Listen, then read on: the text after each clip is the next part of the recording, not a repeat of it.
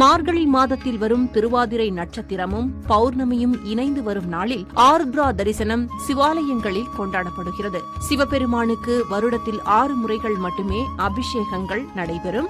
3 முறைகள் திதியன்றும் 3 முறைகள் நட்சத்திரம் அன்றும் நடைபெறும்.